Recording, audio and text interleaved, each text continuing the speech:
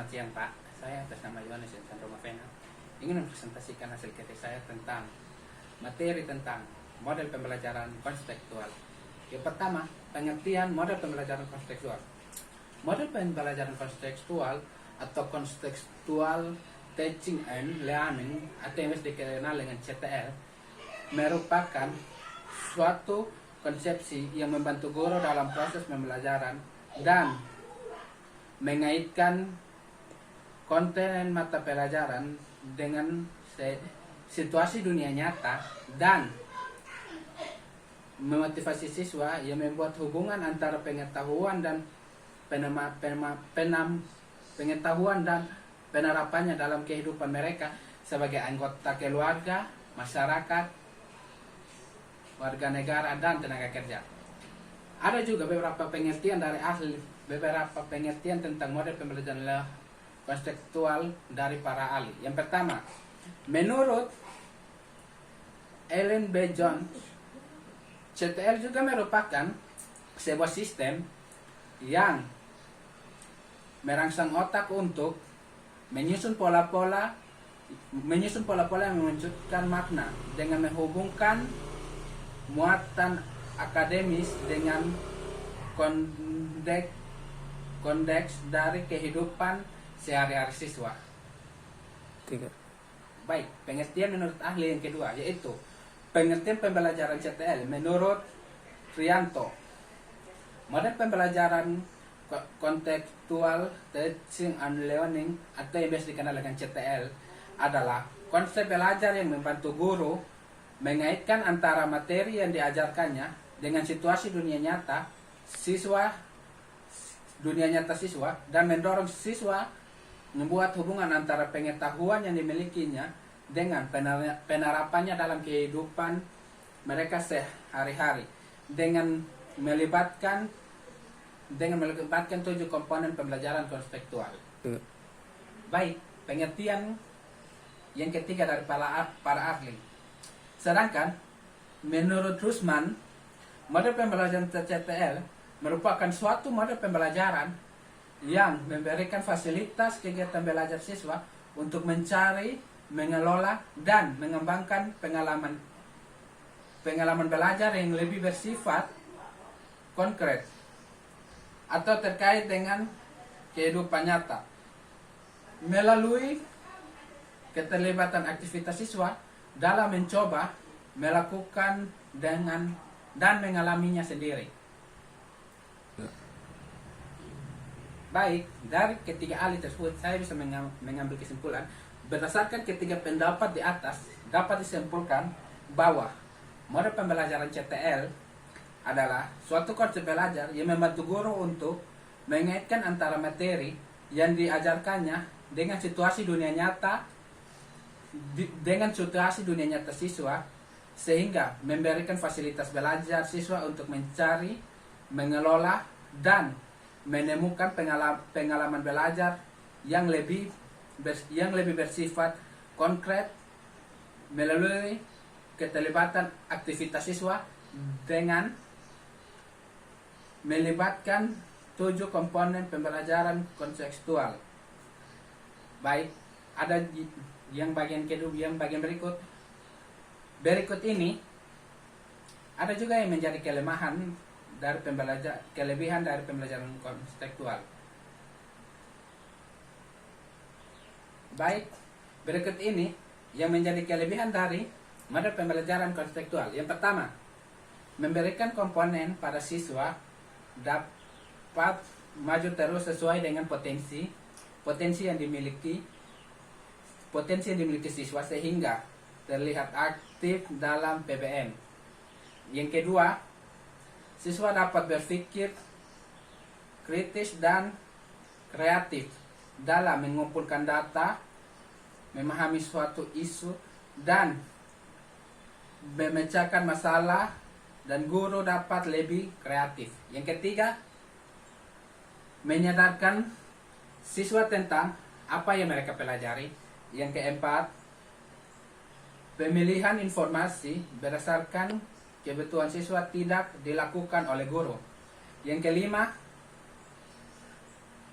pembelajaran lebih menyenangkan dan tidak membosankan. Baik, yang keenam, membantu siswa bekerja dengan efektif dalam kelompok.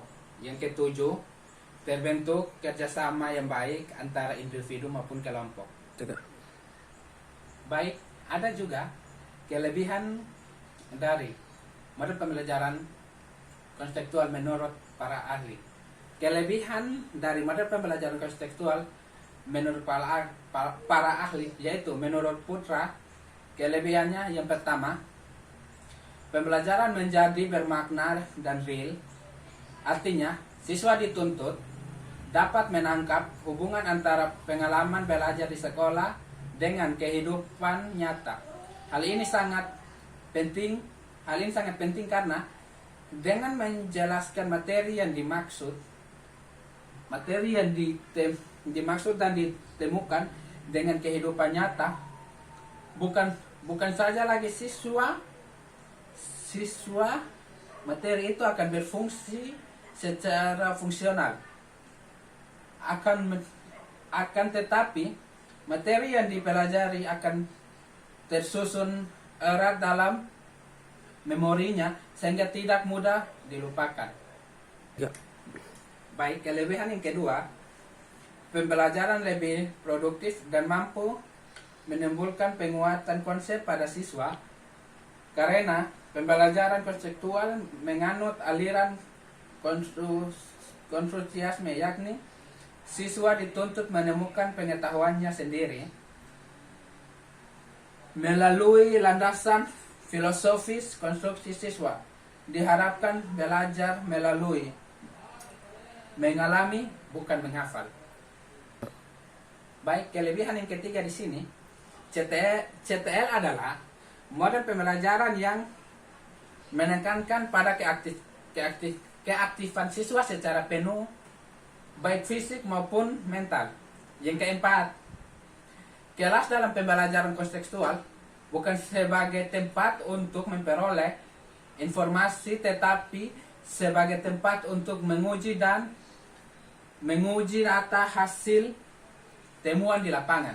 Yang kelima, materi pembelajaran dapat ditemukan sendiri oleh siswa, bukan hasil penelitian guru.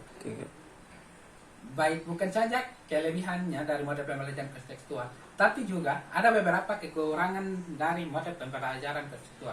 Kekurangan yang pertama adalah dalam pemilihan informasi atau materi di kelas didasarkan pada kebutuhan siswa, padahal dalam kelas atau tingkatkan kemampuan siswa berbeda-beda sehingga guru akan kesulitan dalam menentukan materi pembelajaran karena pencapaian siswa tidak sama.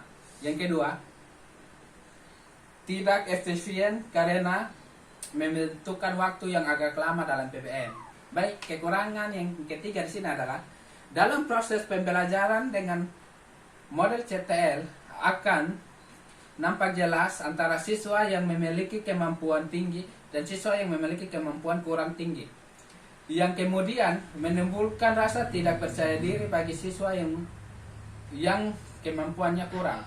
Baik, yang keempat, bagi siswa yang tertinggal dalam proses pembelajaran dengan CTL ini akan terus teringat dan sulit untuk mengejar ketinggalan. Tertinggal dan sulit untuk mengejar ketinggalan karena dalam model pembelajaran ini, kesuksesan siswa tergantung dari keaktifan dan usaha sendiri. Jadi yang dengan baik mengikat setiap pembelajaran dengan model ini tidak akan mengganggu teman yang tertinggal dan mengalami kesulitan. Baik, ada juga kekurangan menurut para ahli, yaitu menurut Putra. Yang pertama, diperlukan waktu yang cukup lama untuk saat proses pembelajaran CTM berlangsung. Yang kedua, jika guru tidak dapat mengendalikan kelas, maka menciptakan suasana kelas yang kurang kondusif.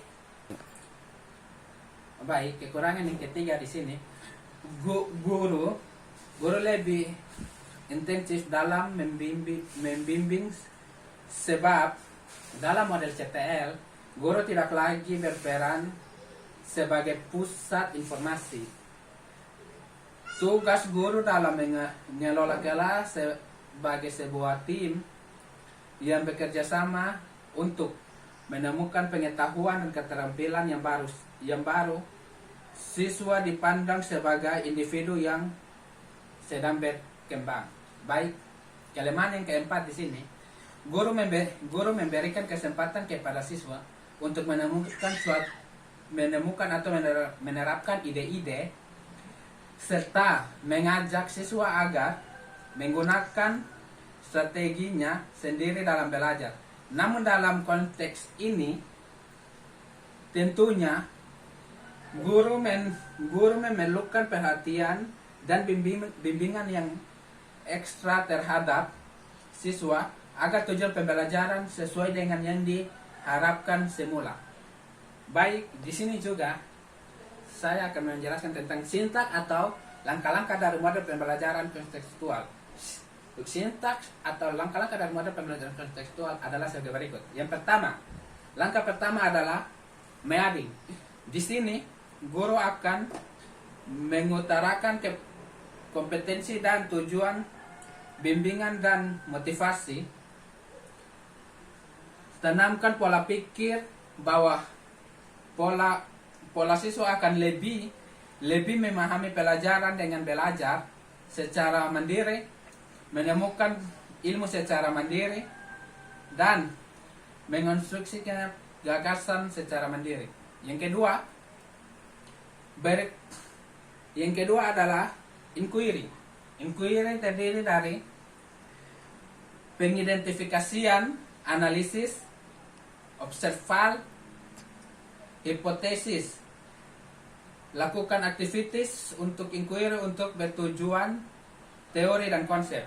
Baik, yang ketiga, questioning. Questioning ialah langkah ini mencakup mengarahkan ekspresi,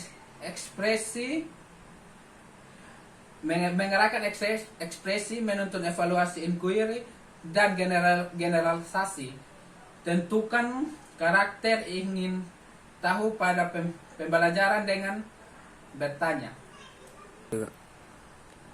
Baik, yang keempat adalah learning community. Cakupan pada bagian ini adalah belajar kelompok atau grup siswa diminta untuk bekerja sama melaksanakan berbagai aktivitas dan penelitian. Yang kelima, konstitutif, terdiri dari membuat penelitian secara mandiri. Yang keenam, reflection. Pada bagian ini, siswa diminta untuk mengulas dan merangkum materi pada sesi akhir pertemuan. Yang ketujuh,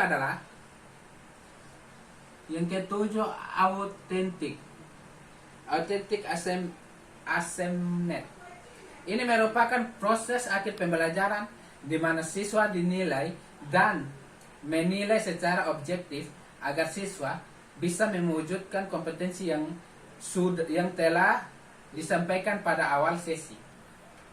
Baik, itulah hasil presentasi saya. Kesimpulan dari materi ini adalah dalam pelaksanaan pembelajaran kontekstual, siswa akan belajar secara efektif dan guru akan berposisi sebagai mediator dan pembimbing. Impact yang paling terasa pada implementasi pembelajaran kontekstual adalah siswa pada masa yang akan datang telah berubah menjadi pribadi yang fleksibel, terutama untuk menyelesaikan berbagai masalah.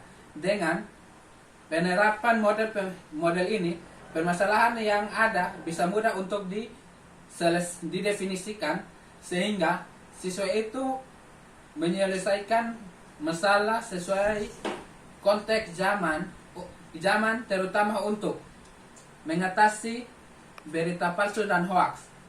Sekian dan terima kasih. Inilah hasil presentasi saya. Mungkin ada tanggapan dari teman-teman dan Bapak dosen. Sekian dan terima kasih.